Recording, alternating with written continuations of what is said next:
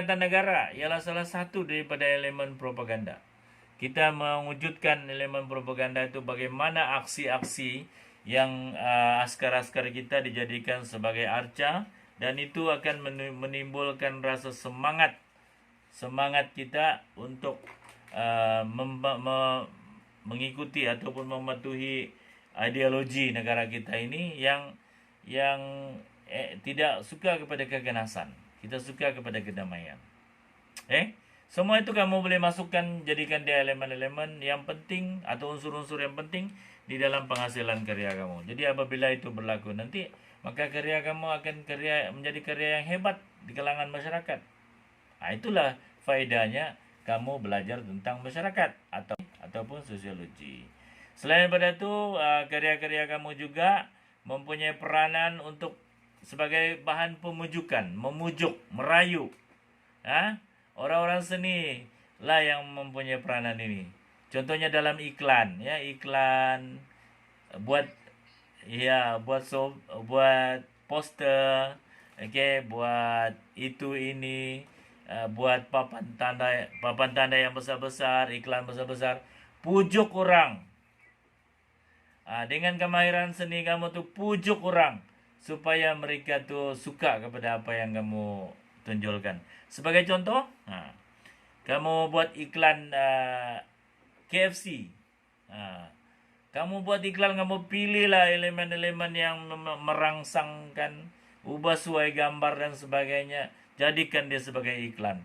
Kalau kamu tengok iklan KFC kah, McDonald kah dan sebagainya, beliur kamu keluar liur kamu tengok. Ayamnya gebu, berasap lagi dan sebagainya. Lepas tu tak kira lah dia menipu ke apa kan, tak kisahlah. Tapi inilah yang dinamakan pemujukan. Pemujukan. Okey, bila kamu nampak tu, kamu timbul selera dalam kamu mau makan KFC. Saya pun rasa berselera ni. Sekejap lagi mau keluar lah. Lepas kelas ni saya pergi beli makanan KFC. Mana boleh? Saya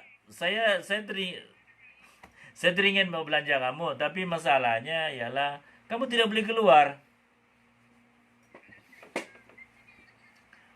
Ya boleh ya.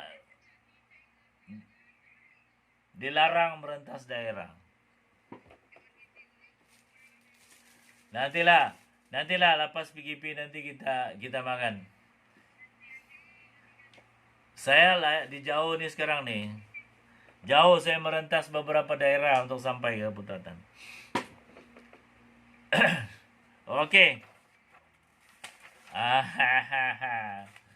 Kemudian yang terakhir pula yang berkaitan dengan bukan terakhir lah ni, Anda ada lagi banyak.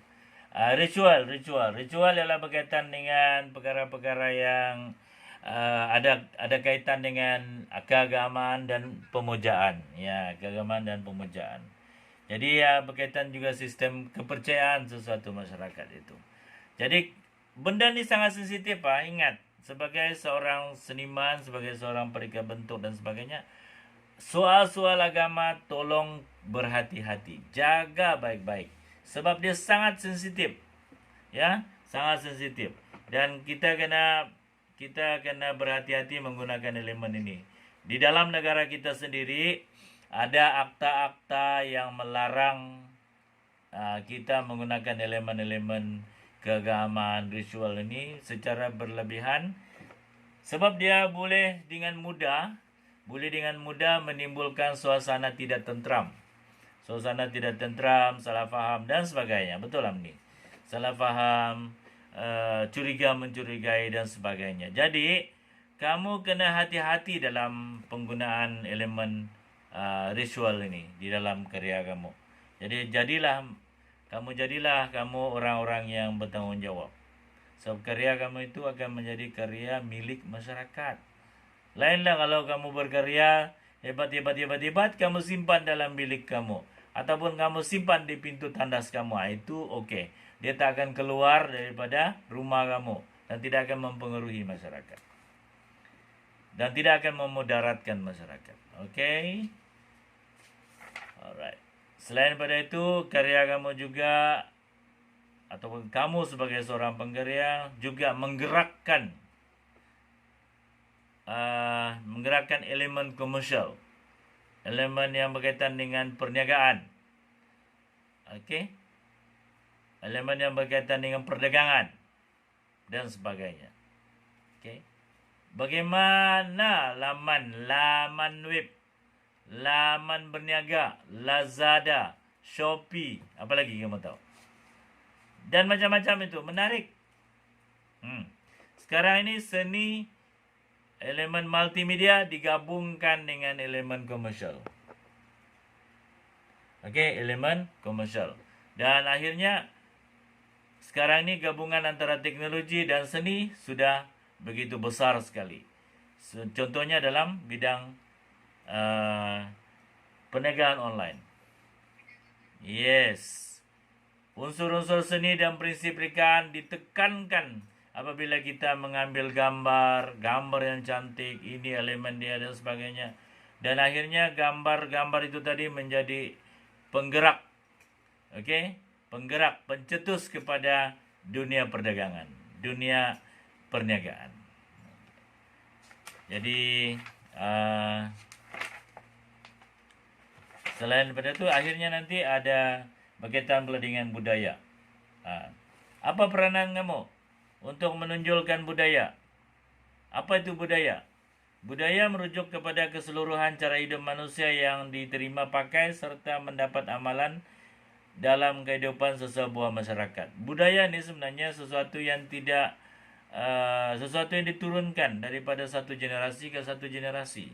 Diamalkan oleh generasi itu dan jadikan sebagai satu cara hidup. Okey, cara hidup. Dan budaya ini sesuatu yang ini pun sama juga, sangat sensitif nih. Budaya nih. Tolong jangan blame budaya orang. Kamu boleh menonjolkan budaya kamu sendiri. Berilah nafas baru, berilah keistimewaan, berilah segala-galanya yang berkaitan dengan unsur-unsur pemujukan supaya budaya kamu tu dikagumi oleh orang lain. Berilah. Yang penting kamu tidak blame ataupun kamu tidak menjatuhkan budaya orang lain. Okey? Kita masing-masing ada budaya. Tuhan pun memang wujudkan manusia ni berbeza-beza. Ada lelaki, ada perempuan, ada pelbagai suku, pelbagai kebudayaan. Tujuannya adalah supaya manusia itu boleh berhubung baik di antara satu sama lain, mewujudkan rasa hormat, mewujudkan rasa persefahaman di antara satu sama lain. Dan inilah unsur-unsur yang kamu boleh tunjulkan di dalam karya kamu. Jadi, pendek kata, siapa yang cakap kamu tidak ada mood, kamu tidak ada idea? Idea di keliling kamu. Tinggal kamu saja kutip satu persatu mana idea yang kamu mau tunjulkan. Okey? Selain daripada itu, warisan budaya, bukan parti warisan. Warisan budaya. Warisan ini adalah sesuatu yang ditinggalkan dan daripada orang-orang zaman dahulu kala. Dan warisan-warisan itu boleh dikatakan budaya, boleh juga dikatakan material, boleh juga dikatakan satu cara hidup. Yang penting warisan tu dapat menggambarkan rakaman keseluruhan kehidupan suatu bangsa itu pada tamadun-tamadun yang semakin lama semakin berkembang. Okey? Samalah kalau kamu di rumah kamu sebagai seorang anak. Kamu adalah pewaris kepada harta benda bapa kamu. Kamu adalah pemiliknya yang seterusnya. Kalau orang tua kamu sudah tidak ada, kamulah yang mewarisi segala-galanya yang berkaitan dengan keluarga kamu. Termasuklah harta benda, adat istiadat, cara berkahwin, cara meminang dan sebagainya. Itulah yang kamu warisi sampai bila-bila. Teruskanlah budaya itu. Dan kemungkinan budaya itu akan kamu tambah lagi. Kamu lebih cantikkan lagi budaya-budaya itu. Dan itu sebabnya dalam budaya kita yang kita warisi sekarang ini ada beberapa kod-kod ataupun istilah-istilah tertentu yang memang tidak ada dengan orang lain tapi ada pada kamu. Contohnya budaya berpakaian. Okey, warisan berpakaian. Orang Melayu dengan warisan berpakaiannya seperti memakai baju kurung, pakai baju Melayu, ya. Orang Cina pakai, perempuan pakai chongsam, lelakinya pakai apa? Chongsam. Yang lelakinya pakai apa? Lupa sudah saya. Yang India dengan sarinya, dengan orang Kedasan dengan pakaian-pakaian tanjak dia, dastar tu, dan macam-macam lagi. Jadi walaupun nampaknya berbeza-beza, tetapi lebih sebenarnya sama saja. Kalau pakaian, semua orang berpakaian. Cuma yang jadi perbezaannya ialah cara pakaian itu dipakai, elemen-elemennya, desain-desainnya, itu yang berbeza. Fungsinya sama, membungkus badan kan, supaya tidak terdedah, supaya tidak telanjang. Okey, saya rasa selain daripada itu juga dari segi ini, pendidikan juga memainkan peranan penting untuk mendidik kamu sebagai seorang pengkarya yang bagus. Dan apa yang kamu dapat di sekolah, apa yang kamu dapat daripada guru-guru, daripada pensyarah nanti, bakal pensyarah kamu di universiti, itu semua ialah ilmu-ilmu yang berkaitan dengan sosiologi ini yang akan menambahkan lagi kemahiran kamu. Sama ada kemahiran kamu sebagai pengkarya ataupun pengetahuan kamu, ilmu kamu tentang seni. Dan juga seni itu tidak seronok, tidak ada pengembangannya kalau hanya dalam fikiran kamu sendiri, tanpa dijadikan karya.